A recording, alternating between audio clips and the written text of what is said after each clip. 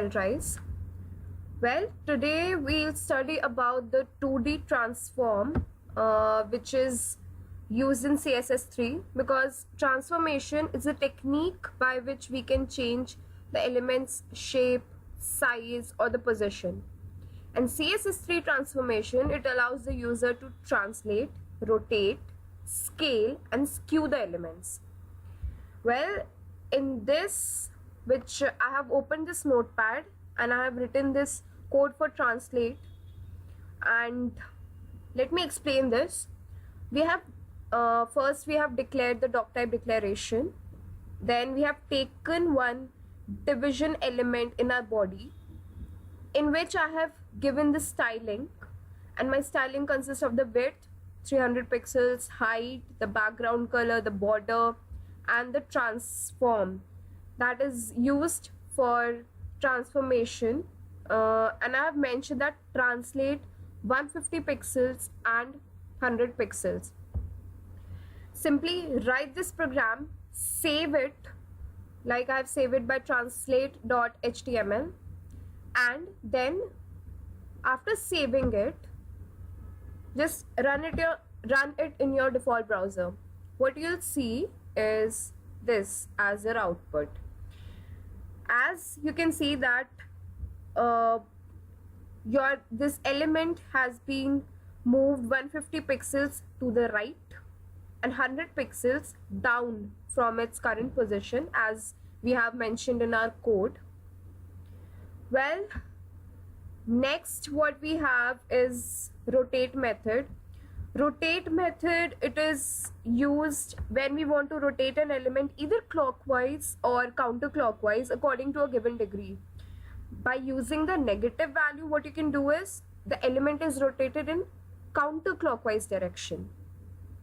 Suppose what I have done, I have taken two division elements so that I can easily show you the changes. Okay, so what I have done is I have taken one division element here, which is a normal division element. In this what I'll do, this is our the normal division element. Okay, and this is our next division element. This division element is rotated by 15 degrees. And you can see that I have used division.myDivision because I've mentioned this myDivision class and I wanted that these division properties same should be applied to this class too. So I've used division dot in case I'm using class. If I'll be using ID, if I declare as if ID myDivision, then I'll be using a hash symbol in case of this dot symbol. Okay, simply write this program, and what I've written is transform rotate 15 degrees. Then save it. After saving it, just open it in your default browser. Okay, now you can see that this is your normal division element and this is how your element is being rotated. Well, next we have the scale method, and scale method, it is used in case you want to increase or decrease the size of an element according to the parameters which you'll be defining.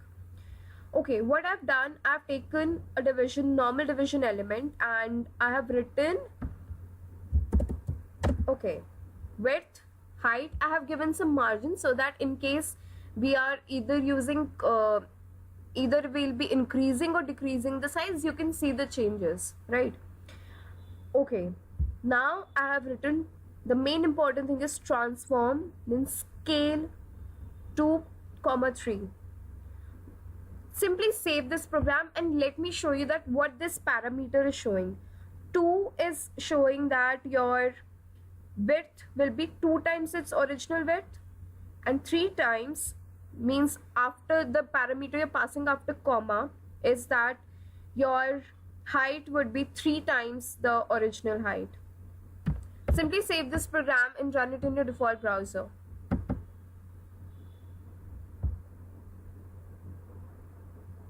Now you can see that your normal division element is now enlarged because of this scale method. Well, the next method is the skew x method, and we have another skew y method. Well, let me show you what exactly is being done by skew x method, and you can see that just implement the skew y method yourself and see that what normal changes are seen in that. Okay, in skew x method, well, it is used so that the element can be skewed along that particular axis. Simply, I have used skew x. That means I want this element to get skewed along the x-axis. So I've taken two division elements and mentioned skew x with 20 degrees, and I have also declared these two division elements. This division element is being skewed by 20 degrees, and you can say that what are the changes. Save this and just run it. Now you can see that this is your normal division element and this is your division element which is being skewed by 20 degrees. Okay, what are the changes if you apply skew y method?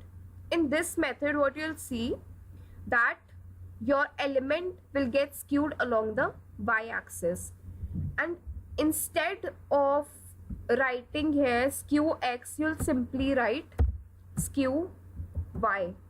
Just save it and let's see what are the changes. Okay, this is how it will act in case of y-axis.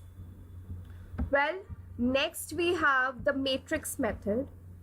Well, matrix method, it is used to combine all the transformation techniques, and the parameters they are follow. Since you can see that I have used matrix 1, minus 0.30100.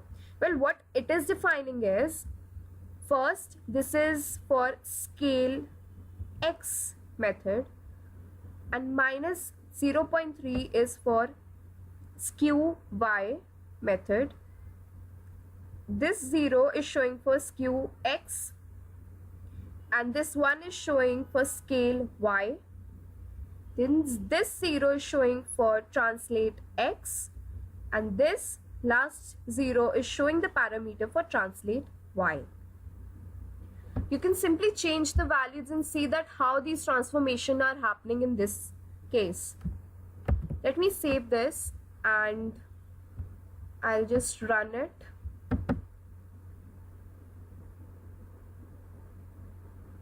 Well, this is how you will get your output. Well, transformation, it is really important in case of CSS3 when it comes to the styling part. Well, that's all for today. Stay tuned to IntelliLearn.in for more updates. Thank you.